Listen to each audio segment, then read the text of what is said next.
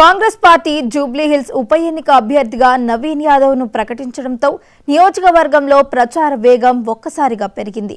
నవీన్ యాదవ్ స్థానికంగా మంచి పట్టు బలమైన బీసీ ఓటు బ్యాంకు కలిగి ఉండటం కాంగ్రెస్ కు బలంగా మారింది.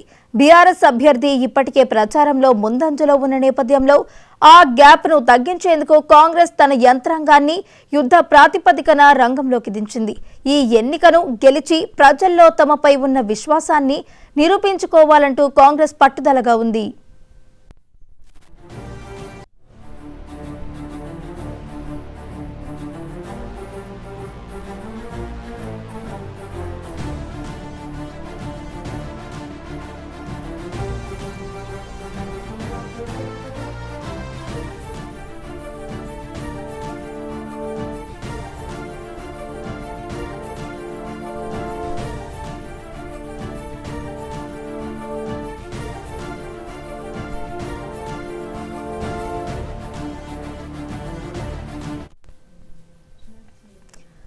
జూబ్లీ హిల్స్ లో ప్రచార పర్యవేక్షణకు కాంగ్రెస్ పటిష్టమైన వ్యవస్థను ఏర్పాటు చేసింది.